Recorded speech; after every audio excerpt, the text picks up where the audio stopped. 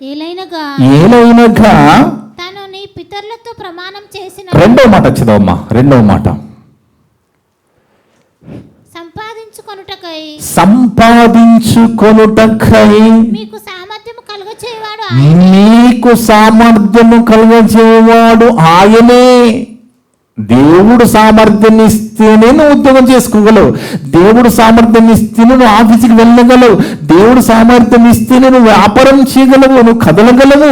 అంటే అది దేవుడు కృప, గాడ్స్ గ్రేస్ అంతే.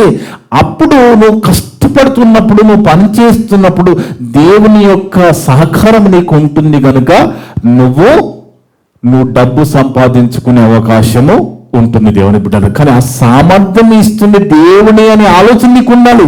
ఇది నాటాలంటూ నా కష్టమని మనం అనకూడదు.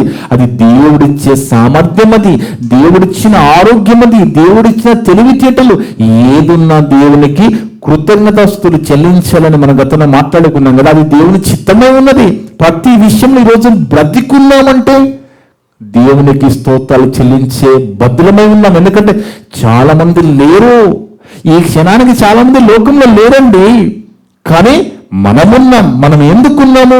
దేవుడు ఉంచితే ఉన్నాం తప్ప మనం ఉండాలనుకుంటే లేము దేవుని బిడ్డలరా. అందుకే మనం ఆలోచిస్తే మరి ఇక్కడ వస్త్రాల గురించి, మరి అన్నం గురించి, ఆహారం గురించి మరి పౌలు గారు మరి అదే తిమోతికి రాస్తున్న మాట ఏంటంటే అన్న వస్త్రములుంటే చాలు అన్నాడు. ఏముంటే చాలట మనిషికి? అన్నము వస్త్రములు ఉంటే చాలు అని బైబిల్ చెప్పింది దేవుని బిడ్డలారా. మనకు అన్నము వస్త్రాలు ఉంటే చాలు, కానీ దానికంటే ఎక్కువగా ఉన్నాయి, దానికంటే ఎక్కువగానే ఉన్నాయి. కానీ ఇక్కడ పౌలు గారు తిమోతికి రాస్తున్న మాటలు మనం చూస్తే 6వ అధ్యాయంలో మరి 8 వచనం ముందుగా చదివితే దేవుని బిడ్డలారా, 1 తిమోతి పత్రిక 6వ అధ్యాయం 8వ వచనం. మనం ఈ లోకంలోనికి ఏమీ తేలేదు, దీనిలో ఏమీ తీసుకొని పోలేము. మనం ఈ లోకంలోనికి ఏమీ తేలేదు. ఏదొచ్చినా ఈ లోకం నుంచి వచ్చింది తప్ప వచ్చేటప్పుడు ఏం పట్టుకుని రాలే మనం కదా. ఏదొచ్చినా ఇక్కడికి వచ్చిన తర్వాతనే వచ్చింది తప్ప ఏది మనం తీసుకుని రాలేదు. ఏం తీసుకొని కూడా పోము. కాగా అన్న వస్త్రములు కలవారమై ఉండి వాటితో తృప్తి పొంది ఉందము. ఈ విధంగా మనం ఉంటే, ఈ మాట ప్రకారంగా మనం ఉంటే సాతానుకు అవకాశం ఉండదు. అందుకే బైబిల్ ఏం చెప్పిందంటే సంతుష్టి సహితమైన దైవ భక్తి అంటే నీకున్న దానితో నువ్వు తృప్తిగా ఉండేది. అలాంటి భక్తితో నిన్ను ఉండమని, నన్ను ఉండమని చెప్తుంది దేవుని బిడ్డలారా. సాత్వానికి మనం ఎక్కడ అవకాశం ఇస్తున్నామంటే లేని దానికోసం పరిగెత్తొచ్చు, లేని దానికోసం మనం ప్రయాసపడుతూ దేవుని మాటను పక్కకు పెడుతున్నాము. కాబట్టి మనము సమస్యల్లోకి వెళ్ళిపోతున్నాము. సమస్యలు ఎందుకు వస్తున్నాయి? మనము అపవాదికి అవకాశం ఇస్తూ ఉన్నాము. వాడు ఎదురు చూస్తూ ఉన్నాడు, ఎక్కడ ఈ కుటుంబం దొరుకుతుంది, ఎక్కడ ఏ వ్యక్తి ద్వారా నీ కుటుంబం ఎంటర్ కావచ్చు, ఎవరి ద్వారా కుటుంబాన్ని నేను నాశనం చేయొచ్చు అనేది వాడు ఎదురు చూస్తూ తిరుగుతూ ఉంటాడు. నువ్వు ఎప్పుడైతే అవకాశం ఇస్తావో, నీ మనసులో నీ ఆలోచన అవకాశం ఇస్తావో వచ్చేస్తుంది నీ ద్వారా కుటుంబంలోకి. ఎప్పుడైతే వాడు వచ్చేస్తాడో ఇక ఆర్థిక సమస్యలతో కుటుంబంపై దాడి చేస్తాడు వాడు. అలా దాడి చేస్తున్నప్పుడు నిరుత్సాహపడిపోయి నీ ఆత్మీయ జీవితం ఆరిపోతుంది. కాబట్టి దేవుడు ఎంత మంచిగా చెప్పాడంటే దేవుడు చెప్పిన మాట ప్రకారంగా జాగ్రత్తలు తీసుకొని పోతే అపవాది నీ జోలికి రాడు. నువ్వు ఒకవేళ వచ్చినా నువ్వు గమనించేస్తావు, సాతాను ఎంటర్ అయిపోయింది గమనించేస్తావు, మళ్ళా ప్రార్థన ద్వారా, వాక్యం ద్వారా మళ్ళీ దాన్ని తొలగించుకుంటావు, మళ్ళీ నిన్ను సెట్ చేసుకుంటావు. లేదు, నువ్వు ధనాపేక్ష కలిగి పరిగెత్తుతూ ఉంటే చివరికి ఏమైపోతుంది? విశ్వాసం నుంచి తొలగిపోయే ప్రమాదం ఉంది. ఈ రోజు జరుగుతున్న హత్యలు, ఈ రోజు జరుగుతున్న గొడవలు ఏంటండి? కేవలము ఆస్తుల గొడవలతో హత్యలే. హత్యలు ఎందుకు జరుగుతున్నాయి? ఆస్తుల కోసం, భూతగాథల కోసం. ఆస్తులు, కేసులు, కొట్లాడు దేనికోసము? ఈ ఆర్థికపరమైనదే కదండి భూతగాథ అంటే, డబ్బుతో కూడుకున్నదే కదా. అంటే సాతానికి అవకాశం ఎక్కడ దొరికితే అక్కడ వాడు దూరిపోయి గొడవలు సృష్టించి మనని విచ్ఛిన్నం చేసే పనిలో వాడు ఉంటున్నాడు. కాబట్టి మనం జాగ్రత్తగా ఉండాలి. అందుకే చెప్తున్నమాట సంతుష్టి సహితమైన దైవ భక్తి సంతుష్టి వచనం చెప్పమ్మా, 6వ వచనము. సంతుష్టి సహితమైన దైవభక్తి అంటే తృప్తితో కూడుకున్నది. మీకు ఒక సీక్రెట్ చెప్తాను వినండి.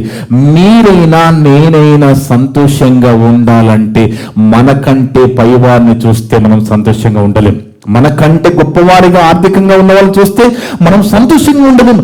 మనకంటే కింద స్థాయిలో ఉన్నవాడిని, మనకంటే పేదవాడిని చూస్తే నువ్వు కంటి నిండా నిద్రపోతావు, సంతోషంగా ఉంటావు. సంతోషంగా ఉండొద్దని దేవుని కోరిక కాదు. నువ్వు నేను సంతోషంగా ఉంటే కడుపు నిండా తింటే దేవుడని కుళ్ళుకోడు కదండి. దేవుడు కదా ఇచ్చింది. కానీ దేవుడు చెప్పిన మాట ప్రకారంగా నువ్వు నీ కింద స్థాయి నీకంటే ఇంకా పేదవాడిని నువ్వు చూస్తే ఖచ్చితంగా అతని కంటే ఆమె కంటే నేను మేలు కదా నువ్వు ఎప్పుడైనా ఆలోచిస్తావో నువ్వు సంతోషంగా ఉంటావు.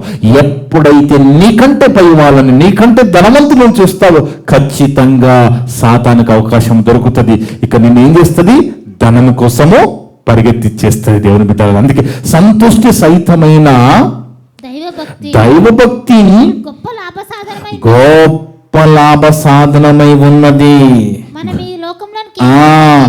గొప్ప లాభ సాధనము. ఎక్కడెక్కడ లాభ సాధనము? నువ్వు భూమి మీద ఉన్నప్పుడు నీకు లాభము, ఎలాంటి టెన్షన్లు నువ్వు ఉండవు. చనిపోయిన తర్వాత కూడా నీ ఆత్మీయ జీవితం బాగా ఉంటుంది కాబట్టి ఖచ్చితంగా నువ్వు దేవుని లోకానికి వెళ్ళే అవకాశం ఉంటుంది. గొప్ప లాభ సాధనం ఎలాగుందంట?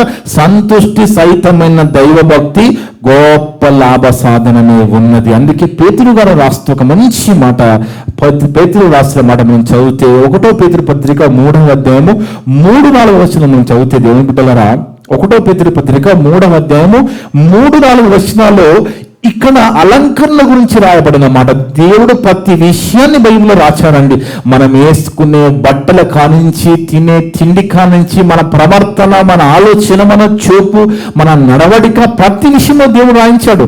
ఇక్కడ రాస్తున్నమాట పేతురు గారు ఇక్కడ స్త్రీల గురించి రాయబడిన మాట. స్త్రీల గురించి రాయబడిన మాట.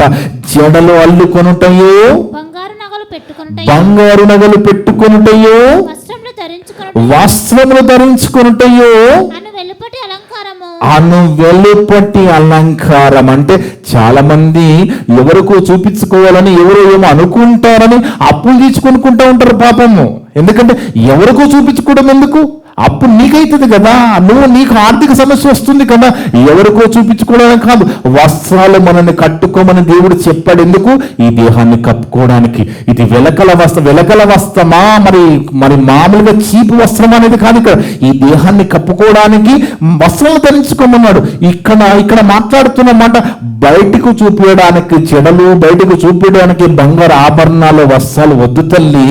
నీ హృదయము అలంకరింపబడి ఉండాలని చెప్తున్నాడు. చూడు ఎంత అద్భుతంగా వస్తున్న మాట. వెల్లపటి అలంకారము మీకు అలంకారముగా ఉండక, వెలుపటి అలంకారం అంతా ఎవరికో చూపించుకోవడానికి అలంకారం ఏది?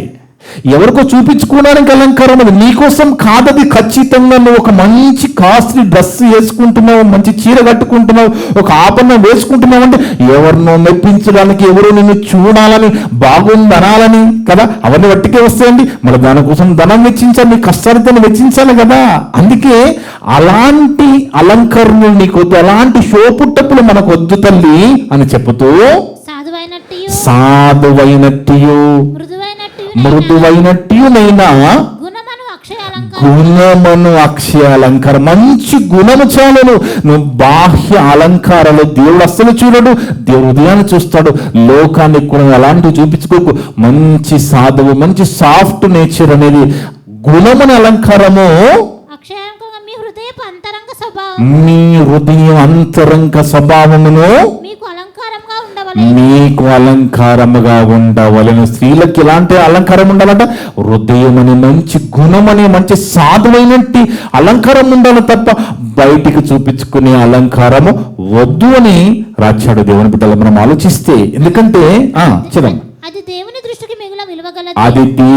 దృష్టికి మిగుల విలువగలది. లోకం దృష్టికి పట్టు చీర, కంచి పట్టు చీర, ఇంకేంది ఉప్పాడ పట్టు చీర, కాస్ట్లీ, ఇవన్నీ ఈ కాస్ట్లీ చీరలన్నీ లోకానికి విలువగలవి. కానీ దేవుని దృష్టికి నీ హృదయం అనే మంచి సాధువైనట్టు, మంచి మనసు కలిగిన, మంచి గుణము కలిగిన నీ హృదయము మంచి అలంకారముగా విలువగా కనబడుతున్నది దేవునికి. అందుకే ఇంకో మాట తిమోతికి రాస్తూ బాగుంటుంది మాట, వెలగల వస్త్రం రాయబడి అక్కడ 1 తిమోతి పత్రిక 2వ అధ్యాయంలో 9-10 వచనాలు చదివితే, 1 తిమోతి పత్రిక 2వ అధ్యాయము 9-10 వచనాలు. మరియు స్త్రీలను అనుకువయు స్వస్థ బుద్ధియు కలవారు. అనుకువ స్త్రీలకు ఏముండాలి? అనుకువ ఉండాలి, స్వస్థ బుద్ధి ఉండాలి, మంచి మనసు ఉండాలి. స్త్రీలకు ఏముండాలి? అనుకువయు స్వస్థ బుద్ధియు కలవారై ఉండి తగు మాత్రపు వస్త్రముల చేతనే కాని జడలతోనైనను బంగారంతోనైనను ముత్యములతోనైనను మిగుల వెలగల వస్త్రములతోనైనను అలంకరించుకొనక దైవభక్తి గలవారమని చెప్పుకుని స్త్రీలకు తగినట్లుగా సత్క్రియల చేత తమ్మును తాము అలంకరించుకోవాలి. వాక్యానుసారమైన క్రియలు, సాత్విక మృదుత్వము, ఇవి కావాలి. దైవభక్తి గల శీలంగా ఇవి కావాలి తప్ప వెలగల వస్తువుల ఆభరణాలు వద్దు తల్లి అని మాట్లాడుతున్నాడు దేవుడు. అంటే నీ ఇక్కడి దేవుని మాట వింటే నీకే డబ్బులు మిగులుతాయి కదా, నీకే ధనం మిగులుతుంది కదా. నువ్వు కష్టపడుతున్న ధనము నువ్వు ఇప్పుడు కొన్ని కుటుంబాలలో మరి భార్య భర్త ఇద్దరు కష్టపడతారు, భార్య భర్త ఇద్దరు ఉద్యోగాలు చేస్తారు, ఇద్దరు వ్యాపారాలు చేస్తారు, బాగా కష్టపడుతూ ఉంటారు కదా. అలా కష్టపడే క్రమములో నా సంపాదన ఎక్కువ కాబట్టి నేను గొప్ప అనే మాట భార్య హృదయంలో నుంచి నోటిలో నుంచి ఆ మాట రాకూడదు, భర్త నోటి నుంచి రాకూడదు. మన సంపాదన అండి ఎంత బాగుంటుందండి. ఇది మన సంపాదన, మనం సంపాదించుకుంటున్నాము, దేవుని దయ వలన మనము సంపాదించుకుంటున్నాం అంటే బాగుంటుంది. ఇది నా సంపాదన, నా నేను అనేది చాలా ప్రమాదం అండి. నేను అనే మనస్తత్వము కలిగిన నెబుకద్నెజరుని దేవుడు గడ్డి తినిపించాడు. అర్థమవుతుందండి. నేను అనే గర్వంతో విర్రవీగిన నెబుకద్నెజరు బబులోను చక్రవర్తి నెబుకద్నెజరుని దేవుడు ఏం చేశాడు తెలుసా? గడ్డి తినిపించాడు, పశువులు మేసి గడ్డి తినిపించాడు. ఆ నేను అనే ఆలోచన, ఆ మాట పక్కకు పెట్టి మనది అంటే బాగుంటది. ఎందుకంటే అప్పుడు సమరసంగా ఉంటుంది, కుటుంబంలో వాతావరణం బాగా ఉంటుంది, అప్పుడు నువ్వు సంతోషంగా బ్రతకగలవు. నేను సంపాదిస్తున్నాను, నా జీతం అనకు. మన సంపాదన దేవుడు కృపను బట్టి మనకు అవకాశం ఇచ్చాడు కాబట్టి మనం కష్టపడుతున్నామా, కష్టపడడం దేవుడు సామర్థ్యం ఇచ్చాడు కాబట్టి దేవుడిచ్చిన సామర్థ్యంతో సంపాదించిన మన సంపాదన అంటే చాలా బాగుంటుంది. జ్ఞానం గల మాట, అది జ్ఞానంతో కూడిన మాట. నా సంపాదన అనేది మన నోటి నుంచి రాకూడదు. ఇంకొక అనుమానాలు చాలా మందికి ఉన్నాయి. స్త్రీలు ఉద్యోగం చేయొచ్చా? స్త్రీలు ఉద్యోగం చేయడానికి బైబిల్ అనుమతిచ్చిందా అంటే బైబిల్ అనుమతిచ్చింది. ఎప్పుడు అనుమతిచ్చిందో కూడా ఒకసారి బైబిల్కి వెళ్ళి చూద్దాం. ఎప్పుడు స్త్రీలు ఉద్యోగం చేయవచ్చు అనేది కూడా మనం బైబిల్లో గమనిస్తే దేవుని బిడ్డలారా, తీతు పత్రిక 2వ అధ్యాయము, తీతుకు రాసిన పత్రిక 2వ అధ్యాయము 3-5 వరకు చదివితే దేవుని బిడ్డలారా, తీతు రాసిన పత్రిక 2వ అధ్యాయము 3-5 వరకు, తీతుకు పౌలు గారు రాసిన పత్రిక. అలాగుననే వృద్ధ స్త్రీలు కొండగత్తులను మిగుల మద్యపానాసక్తులై ఉండక ప్రవర్తన యందు భయభక్తులు కలవారై ఉండవలెననియు దేవుని వాక్యము దూషింపబడకుండు నిమిత్తము యవ్వన స్త్రీలు, బాగా వినండి స్త్రీలారా, ఉద్యోగం చేస్తున్న వాళ్ళారా, యవ్వన స్త్రీలు ఉద్యోగం కంటే ముందు నీకు ఉండవలసిన లక్షణం ఏంటో తెలుసా? ముందుగాను ఉద్యోగం ముందు నీ భర్తకు లోబడు. వాక్యం చెప్తుంది ఉద్యోగం తర్వాత చేద్దు గాని ముందు నువ్వు చేయవలసిన పని నీ భర్తకి లోబడి ఉండాలి మొదటగా. రెండవది తమ భర్తలను శిష్యులు ప్రేమించేవారుగా ఉండాలి స్త్రీ. మూడవదిగా వారు స్వస్థ బుద్ధి గలవారును పవిత్రుమై ఇంట ఉండి పని చేసుకుని వారును మంచివారునై ఉండవలను. స్త్రీ ఎప్పుడు ఉద్యోగం చేయొచ్చు అంటే ముందుగా ఆ స్త్రీ భర్తకు లోబడి భర్త మాట విని భర్తను గౌరవిస్తూ ప్రేమిస్తూ పిల్లలు కూడా దేవుని జ్ఞానంలో పెంచే విధంగా ఉండి ఇంటి పనులు చేసుకునే విధంగా ఉండాలి. ఇవన్నీ చేసిన తర్వాత కూడా ఇంకా నీకు సమయం ఉంటే అప్పుడు వెళ్ళి ఉద్యోగానికి. అర్థమవుతుందండి? ఈ పనులను నువ్వు పూర్తి చేసిన తర్వాత నీ దగ్గర ఇంకా సమయం ఉందనుకో, అప్పుడు నువ్వు ఉద్యోగానికి వెళ్ళు తప్ప నువ్వు భర్తను ప్రేమించకుండా భర్తకు లోబడకుండా పిల్లల్ని దేవుని పెంచకుండా సరిగా చూసుకోకుండా నీ ఉద్యోగానికి వెళ్ళిపోతా నా సంపాదన అంటే దేవుడు అనుమతించడు బిడ్డ. రాసి పెట్టుకునే డైరీలో దేవుని మాట ఇది. ఏ స్త్రీలను ఉద్యోగం చేస్తున్నాడు మొదటిగా చేయవలసింది భర్తకి లోబడాలి. చదవమ్మా, భర్తలకి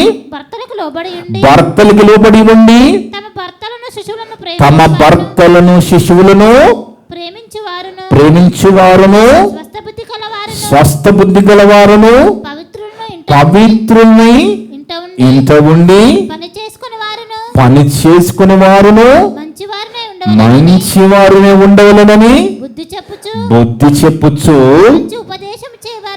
మంచి ఉపదేశం చేయవారినే ఉండవలను. ఇలాంటి లక్షణాలు కలిగిన వారే ఉద్యోగానికి అర్హులు. బైబిల్ ప్రకారంగా ఇలాంటి అర్హత కలిగిన ఉద్యోగం చేస్తేనే దేవుని దగ్గర నుంచి నీకు అనుమతున్నట్టు. లేదు అంటే అపవాదికి నీ దగ్గర చోటు దొరుకుతుంది. మళ్ళా అపవాది నీలో దూరిపోతుంది. అపవాది నీలోకి వచ్చేసింది అనుకో, కుటుంబంలోకి వచ్చేస్తుంది. ఒక పాజిటివ్ ఒక వ్యక్తి నుంచి ఏ విధంగా వచ్చిందో ఆ విధంగా అపవాది ఇంటిలోకి వచ్చేస్తే మళ్ళీ ఇంట్లో గొడవలు, ఆర్థిక పరమైన సమస్యలు, నా సంపాదన నీ నీది ఎక్కువ నా తక్కువ, ఇలాంటి గొడవలు అవకాశం ఉంటుంది. కాబట్టి ముందుగా దేవుడు చెప్పిన మాట ప్రకారంగా లోపడి మనము ముందుకు పోతేనే మనకి ఇలాంటి ఆర్థిక పరమైన సమస్య ఎదుర్కోగలము. నువ్వు బాగా జాగ్రత్తగా చూసుకో. నీ సంపాదన ఎంత, నీ నెల జీతం ఎంత, నీ భార్య జీతం ఎంత, రెండు కలిగిన నీ ఖర్చులేంటి, ఏమైనా ఖర్చులు తగ్గించుకోగలవా? ఏమైనా ఖర్చులను మరి ఖర్చు పెట్టుకోకపోయినా పర్వాలేదని ఉంటే అలాంటి కట్ చేసుకుంటూ నీవు జాగ్రత్తగా వెళుతూ ఉంటే ఆర్థిక పరమైన సమస్య ఎదుర్కోగలవు. ఎందుకంటే వ్యర్థ ఖర్చులు, అనవసరమైన ఖర్చులు, ఆరబడుల కోసం ఖర్చులు వద్దు. నీకు ఏది ముఖ్యమైన అవసరమో, ఏది నీకు లేకపోయినా నడుస్తుందో దానికోసం నీ డబ్బు వెచ్చించకు. ఇవన్నీ చేస్తున్న నీవు నీ సంపాదనలో మొదటగా దేవునికి ఏమైనా ఇస్తున్నావా? ఏమైనా దేవుని కోసం పక్కన పెడుతున్నావా? ఎందుకంటే నువ్వు ఇంతగా సంపాదిస్తున్నా, ఎన్ని చేస్తున్నా ఆర్థిక పరమైన సమస్యలు ఇంకా వస్తూనే ఉన్నాయి. సంపాదన బాగానే ఉంది, మరి ఏం చేయలేకపోతున్నాం. మరి ఎక్కడ తేడా వస్తుంది? ఎప్పుడైనా ఆలోచించావా? నేను ఏం చేస్తున్నాను దేవుని కోసం? నేను ఏమైనా చేస్తున్నాను దేవుని కోసము? నేను అలాగా వెళ్ళిపోయే సంఘానికి వెళ్ళి వచ్చేస్తున్నా. ఒక్కసారి చూసుకో. ఎందుకంటే అది నువ్వు చూసుకోవాల్సిన పరిస్థితి, నువ్వు గమనించుకోవాల్సిన పరిస్థితి. ఇంత సంపాదన వస్తుంది, ఎన్ని వేలు వస్తున్నాయినా మళ్ళీ నెలాఖరు చూస్తే డబ్బులు కనబడడం లేదు, ఎట్టిపోతున్నాయి. మరి దేవుడు చెప్పిన ప్రకారంగా ఉంటే అలా జరగకూడదు కదా. అలా జరుగుతుంది అంటే ఎక్కడో తేడా జరుగుతున్నది. ఎక్కడో తేడా జరుగుతుంది. ఆ తేడా ఎక్కడ జరుగుతున్నదో కూర్చొని ఆలోచించుకోండి. భార్య భర్తలు కుటుంబం కూర్చొని మాట్లాడుకోండి. ప్రతిదీ డిస్కస్ చేసుకోండి. ఎక్కడ తేడా జరుగుతుందో ఆలోచించుకోండి. నిర్ణయం తీసుకోండి తప్ప ఎవరి దారి వారి అనుకుంటూ వెళ్ళిపోతే కుటుంబాలు సాతాను విచ్ఛిన్నం చేసుకుంటూ పోతుంది. ఈరోజు సాతాను చేస్తున్న పని కుటుంబాల మీద అపవాది దాడి. ఎలాంటి దాడి? ఆర్థిక పరమైన సమస్యలతో దాడి. అందుకే బైబిలే చెప్పింది ఎలా సంపాదించుకోవాలో చెప్పింది, ఏ విధంగా సంపాదించుకోవాలో చెప్పింది, ఎవరెవరు ఉద్యోగాలు చేయాలో చెప్పింది. బైబిల్ నుంచి నువ్వు ధనవంతుడిగా ఉన్నా అనుమతి ఉన్నది, నువ్వు ధనం సంపాదించుకున్న అనుమతి ఉన్నది. దేవుడే ధనం సంపాదించుకోమని చెప్తున్నాడు. కానీ ధనాపేక్ష నీకు ఉండొద్దని చెప్తున్నాడు. నీకైనా నాకైనా వాక్యం చెప్తున్న మాట, ధనాపేక్ష సమస్తమైన కీడులకు మూలము. అది విశ్వాసం నుండి మనం తొలగించేస్తుంది, సంఘానికి దూరంగా చేస్తుంది, విశ్వాసం మన దేవునికి దూరంగా చేసేస్తుంది. అప్పుడు మనం లోకంలో కలిసిపోతాం, లోకలుగా మారిపోతాం. తర్వాత ఏదో ఒక రోజు మనం లోకాన్ని విడిస్తే మనము పరదేశికి వెళ్ళము. ఎక్కడికి వెళ్తామో? సాతాను కోసం నిర్ణయింపబడిన, సాతాను కోసం తయారు చేయబడిన అగ్నిలోకి వెళ్ళిపోతాం. అది మన కోసం తయారు చేసింది కాకపోయినా సాతాను కోసం తయారు చేసిందేనా? వాడు కుటుంబాలు దూరుతూ అందరిని అక్కడికి లాగపోవడానికి వాడు ప్రయత్నం చేస్తూ ఉన్నాడు. దేవుడి బిడ్డలు అందుకే అపవాదికి చోటియకుడి. జాగ్రత్తగా ఉండండి, జాగ్రత్తగా జీవితాన్ని పరిశీలన చేసుకోండి, ఎక్కడ తేడా వస్తుందో చూసుకోండి. కానీ అనుమానాలతో కుటుంబాన్ని ముందుకు తీసుకుని వెళ్ళకండి. మంచి మనసుతో ఏదైనా ఉంటే, ప్రాబ్లం ఉంటే ఓపెన్గా మరి డిస్కస్ చేసుకుని ఆలోచించుకుని ప్రాబ్లం సాల్వ్ చేసుకుని వెళ్ళిపోతుండాలి. కానీ సమస్యను పెద్దగా చేసుకుంటూ మన ఆత్మీయ జీవితాన్ని కోల్పోతుంది దేవుని బిడ్డలరా. అందుకే మరొకసారి మనము మొదటి వాక్యాన్ని మనం చూసుకొని ముగించుకుందాం. 1 తిమోతి పత్రిక 6వ అధ్యాయంలో 10వ వచనం 11వ వచనం. ఎందుకనగా 10వ వచనం చాలా 1 తిమోతి పత్రిక 6వ అధ్యాయం 10వ వచనం. ఎందుకనగా ధనాపేక్ష ధనాపేక్ష సమస్తమైన కీడులకు మూలము. కొందరు దానిని ఆశించి విశ్వాసం నుండి తొలగిపోయి నానా బాధలతో తమ్మును తామే పొడుచుకున్నారు. ఎందుకు పొడుచుకున్నారు అంటే దేవుని మాటని పక్కకి పెట్టి దేవుడు చెప్పిన జాగ్రత్తలు తీసుకోకుండా ఇష్ట ప్రకారంగా వెళ్ళినప్పుడు అప్పులు పెరిగిపోయి కుటుంబాలు గొడవలైపోయి అవి భరించలేక చాలా మంది ఎంతో మందిని సాతాను చంపేసిందండి. ఈ విధంగా ఇలాంటి సమస్య ఎంతో మందిని మింగేసింది ఇప్పటికీ అది. కాబట్టి అలాంటి లిస్టులో మనం ఉండకుండా జాగ్రత్త పడాలి. ఎందుకు దేవుడు ఇంత మంచి జాగ్రత్తలు చెప్పినాడు, ఇంత గొప్ప సలహా మనకి ఇచ్చినప్పుడు మరి ఖచ్చితంగా మనం పాటిస్తే మనం సేఫ్గా మన జీవితాన్ని కొనసాగించగలం. 4వ వచనం చదవమ్మా. వాడేమీ ఎరుగక తర్కములను గూర్చియు వాగ్వాదములను గూర్చియు వ్యర్థంగా ప్రయాసపడుతూ. చూడండి, సాతానికి వాక్యం తెలుసండి. సాతానికి వాక్యము మనకన్నా ఆది కాలం నుంచి వరుసగా మనము వెనక ముందు అయిపోతాం, వరుసగా చెప్పలేమేమో కానీ వాడు రెఫరెన్స్ సహా మనకు తెలుసు, ప్రతిదీ మనకు తెలుసు. అందుకని తెలిసిన వాడు మనకు తెలియలేకుండా చేస్తూ దేవుని దూరం చేయడానికి ప్రయత్నం చేస్తూ ఉన్నాడు. కాబట్టి మనకు కొంచెం కొంచెం తెలుసుకుని మనం వ్యర్థమైన ఆర్గ్యుమెంట్లకి పోకూడదు అంటూ ఇక్కడ మన జాగ్రత్త పరుస్తున్నాడు. ఏమంటున్నాడు? వారు ఏమీ ఎరగక తర్కములను గూర్చి వాగ్వాదములను గూర్చి వ్యర్థంగా ప్రయాసపడుతూ గర్వాంధుడగును.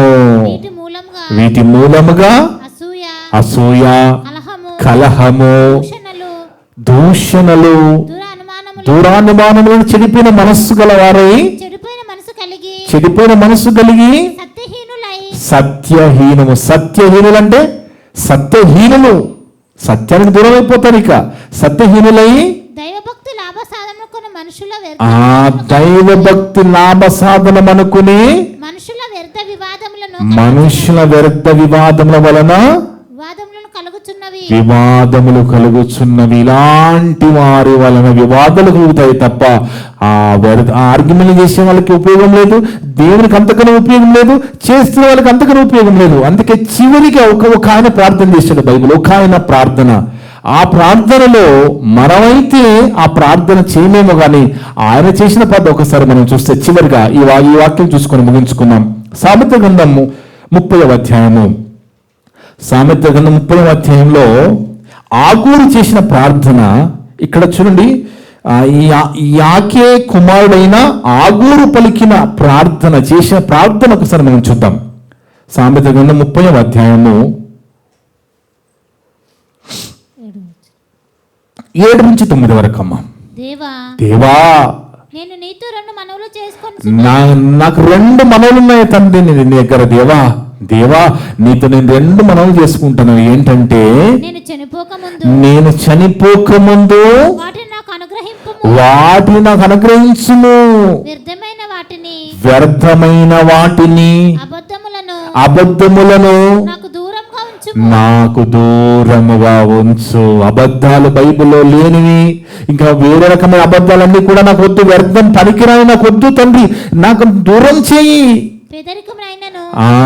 పేదరికమునైనను ఐశ్వర్యమునైనను నాకు దయచేయకము. నాకు పేదరికమొద్దు, ఐశ్వర్యమొద్దు తండ్రి, తగినంత ఆహారము నాకు అనుగ్రహింపుము. ఎందుకని అడుగుతున్నాడు భక్తుడు? మన ప్రార్థన ఎలా ఉంటుందా? చూడ, ఆ ప్రార్థన మరి అడగాలంటే మరి ఎంత భక్తి, ఎంత జ్ఞానం ఉండాలో చూడండి. పేదరికం వద్దట, అలాగని ఐశ్వర్యం కూడా వద్దట. తగినంత ఆహారం ఉంటే చాలు. ఒకవేళ ఎక్కువైంది అనుకోండి, వాడనై నేను కడుపు నిండిన వాడనై నిన్ను విసర్జించి నిన్ను విసర్జించాలి. నీతో ఉండడం ముఖ్యం నాకు, నీతో కలిసి ఉండడం ముఖ్యం, నీతో నడిచి ఉండడం ముఖ్యం నాకు, నీతో నడవడం ముఖ్యం తండ్రి. ఒకవేళ ఆహారం ఎక్కువైపోయింది అనుకో, నేనేమంటాను? నిన్ను విసర్జించి యెహోవా ఎవడని అందునేమో లేక బీదవన్నయ్య అని అనుకోండి, దొంగిలి నా దేవుని నామమును దూషించునేమో. చూడండి దేవుని బిడ్డలారా, అందుకే జాగ్రత్తగా ఉండాలి. దేవునితో నడవడము, దేవునితో మరి మన జీవితం కొనసాగాలంటే భక్తుల జీవితాలు వాళ్ళ ప్రార్థనలు మనం ముందు పెట్టుకుని ఆలోచిస్తూ మనం జాగ్రత్త పడుతూ ఏ రోజుకు ఆ రోజు మనం మారే మనసు పొందుతూ వాక్యాల ద్వారా హెచ్చరింపబడుతూ మన ఆత్మీయ జీవితాన్ని బలపరుచుకుంటూ దేవుడు చెప్పిన జాగ్రత్తలు తీసుకుంటూ ఆర్థిక పరమైన సమయం ఎలా ఎదుర్కోవాలో వాటికి లోబడి దేవుడు చెప్పిన ప్రకారం బతుకుతూ మన ఆత్మీయ జీవితాన్ని కాపాడుకునే విధంగా దేవుడు మనకు సమృద్ధిగా బుద్ధి జ్ఞానం ఆత్మ నడిపి విన్న మనందరికీ సమృద్ధిగా దేవుడు దయచేయును గాక. ఆమేన్. ప్రార్థన చేసుకుందాం. మమ్మల్ని మిక్కిలిగా ప్రేమించిన మా పరలోకపు తండ్రి, ఇక పరిశుద్ధమైన ఘనమైన నామమును బట్టి స్తోత్రాలు వందనాలునైనా. గొప్ప దేవుడవునైనా, గొప్ప మనసు తండ్రి, ఎంత గొప్ప జ్ఞానవంతులవునైనా, ఎన్ని జాగ్రత్తలైనా మా కోసం బైబిల్లో రాసావు తండ్రి. ఎన్నో మంచి మాటలు ఈరోజు మరి ఇన్ని రోజుల తర్వాత అలాంటి మాటలు ఈరోజు మేము మాట్లాడుకునే భాగ్యాన్ని జాగ్రత్తలు చెప్పుకునే ఘనత మాకు దయచేసావు. స్తోత్రాలు వందనాలు తండ్రి. ఇప్పటివరకు నా ద్వారా మాట్లాడిన ప్రతి మాట విన్నందరూ ఉదయాలలో ఫలింపచేయండి తండ్రి. మేమంతా కూడా కేవలం వాక్యము చదివి విని వదిలిపెట్టి మమ్మల్ని మేము మోసపరుచుకోకుండా విన్న మాటల ప్రగా బతికే ఘనత మాకు దయచేయమని మేము నాయన ఎప్పుడు కలమీలు వచ్చిన పరదేశి పొందే విధంగా ప్రభువు అక్కడ వస్తే ఎత్తుబడే గుంపులో ఉండేలాగున మరి మేము ఆత్మజీతాన్ని కాపాడుకుంటూ ధనాపేక్షను వదిలిపెట్టి మా ఆత్మజీతాన్ని బలపరుచుకుంటూ మీకోసం గొప్పగా బ్రతికి మీ చెంత వచ్చే విధంగా జీవిత ఘనత ఆత్మస్థానము దయచేయమని సమస్త ఘనత మహిమ ప్రభావాలు మీకే చెల్లిస్తూ మా ప్రభువును మా రక్షకుడును మీ ప్రియ కుమారుడైన యేసుక్రీస్తు వారి పరిశుద్ధ నామమున అడిగి వేడుకొనుచున్నాము తండ్రి. ఆమేన్.